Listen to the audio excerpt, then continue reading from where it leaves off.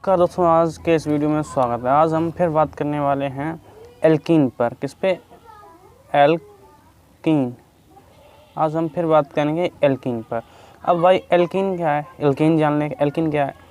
Elk मतलब क्या होता है? ये इतना, इसका मतलब होता है कार्बन की चेन। कार्बन की चेन क्या मतलब हुआ?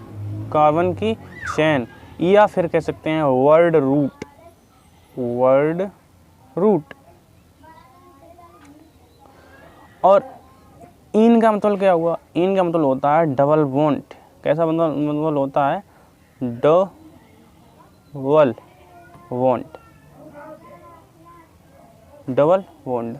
इन का मतलब होता है डबल बॉन्ड, और एल्क का मतलब होता है कार्बन की चेन। कुछ भी हो सकती है, कितने भी कार्बन की चेन हो सकती है। एल्क यानी कार्बन की चेन। अब हम बात करते हैं सारणी यानी कि टेबल पर, जो कल भी याद करवाई थी, आज भी याद करवा रहे हैं।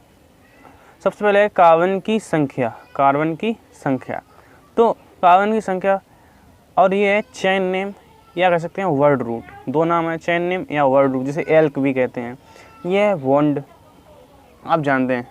यहाँ है कार्बन की संख्या, तो कार्बन की संख्या एक है। तो कार्बन की संख्या जब एक हो तो उसको क्या नाम देंगे? तो उसको नाम दिया जाता है मेथ। क्या नाम देंगे? मेथ। अब इसी प्रकार जब कार्बन की संख्या दो तो नाम देंगे ईथ। तीन हो तो प्रोप। चार ब्यूट। पाँच पेंट। अब 6 कार्बन तो हेक्स। 7 कार्बन हेप्ट, और 8 कार्बन ऑक्ट।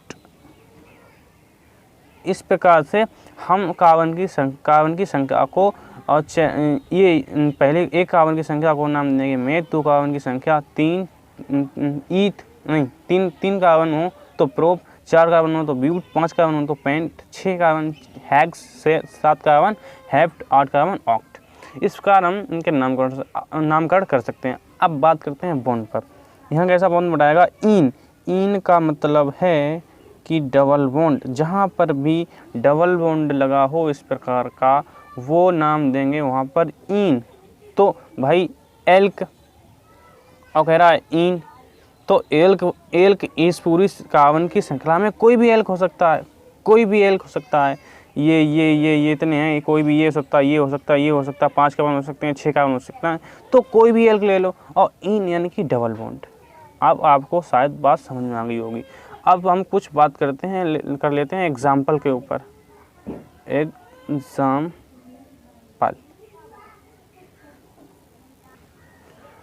मान लीजिए हमारे पास, हमें सूत्र चाहिए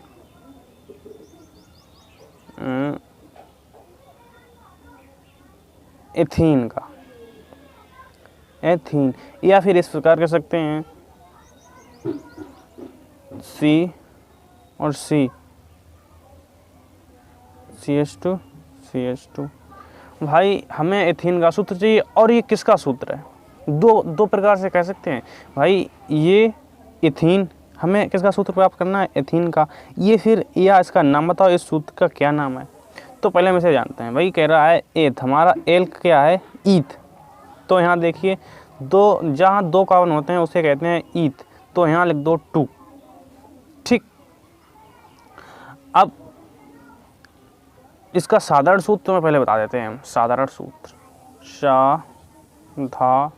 साधारण सूत्र, CN और AHN इंटू 2, यानी कि CN और AHN इंटू 2। ये इसका साधारण सूत्र किसका? एल्कीन का। अब मान लीजिए भाई यहाँ है एथीन, तो यहाँ कार्बन कितने? 2।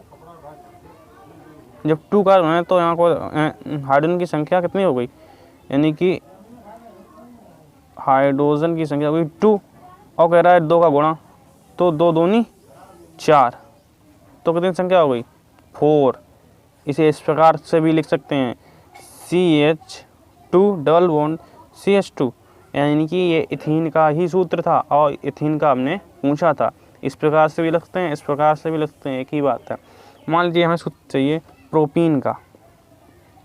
Propene propene. प्रोपीन का सूत्र क्या होगा? तो आप क्या करेंगे, सबसे पहले ढूंढेंगे एल्क। एल्क हमारा कौन सा है?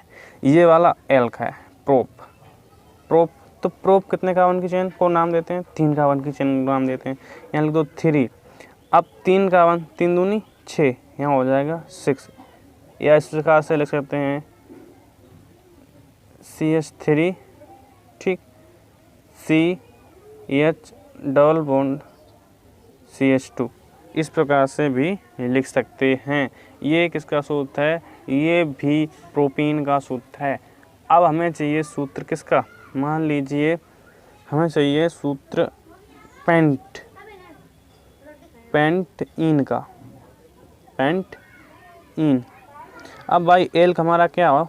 ये एल्क कह रहा है पेंट कौन सा है? ये 5 कार्बन की चेन का नाम देते हैं पेंट। हमने लिख लिया पेंट।